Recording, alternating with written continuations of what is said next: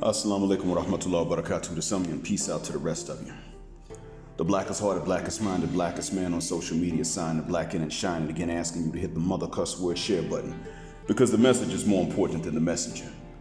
So let me get right to it. A little under a year ago, Miss Philosophie was on my channel on a live stream. And we were talking about why it is that light-skinned men do have a stake in the red pill community and even in the gender war. Light-skinned black men and racially mixed black men or men of black admixture with racial ambiguity to them. And why it is that we have to at least be aware of these things. And I was pointing out that the games that were played on lighter-skinned men by black women in general were the same, maybe even more.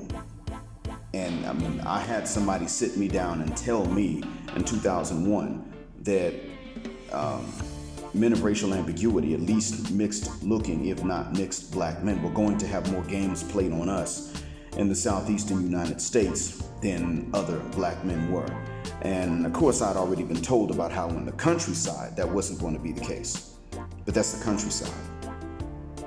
But to be a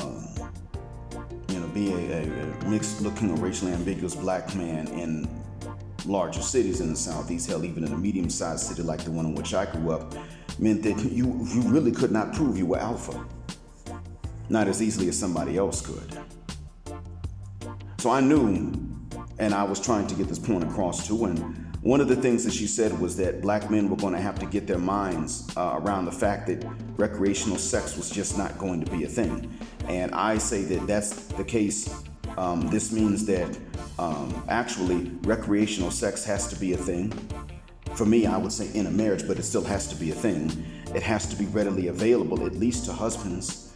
And even still, without any type of sex.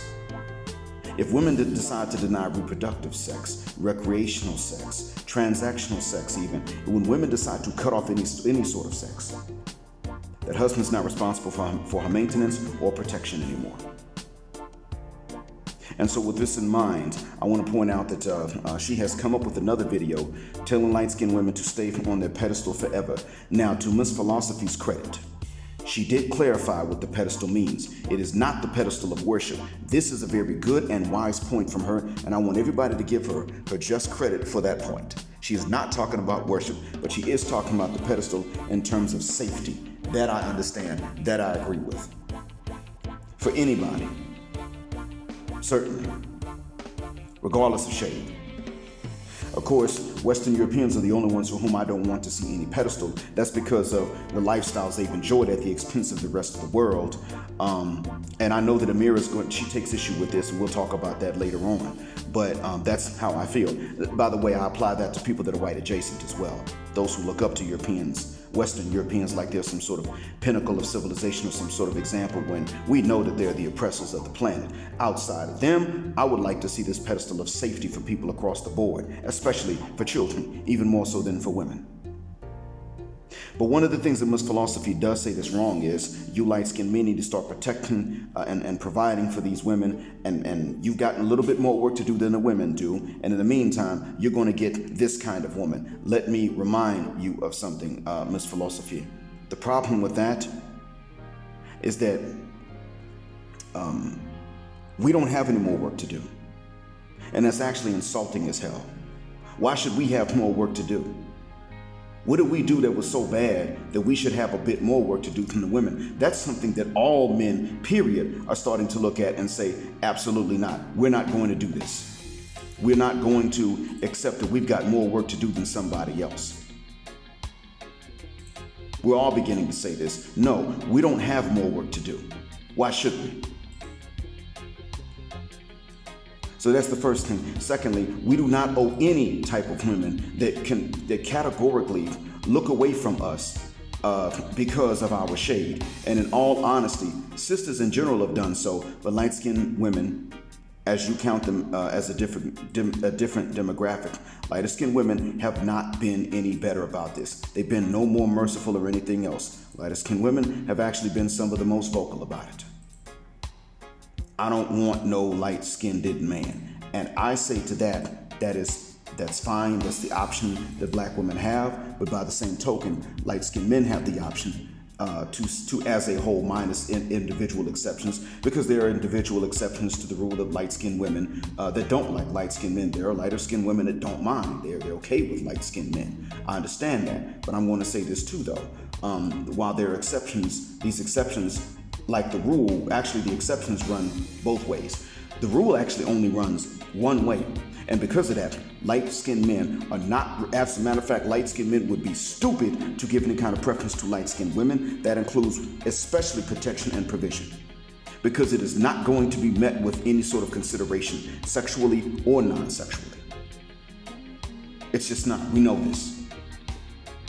And the real truth, Miss Philosophie, is that if lighter-skinned women around the world, anywhere where they've been taught to not want light-skinned men, want the protection and provision of lighter-skinned men, then they're going to have to start approaching lighter-skinned men and shooting their shots. And you and I already know that's not something that they're going to do, and it's not something to which you will agree, no matter how right I might be. You are going to say, absolutely not, no, we don't do that.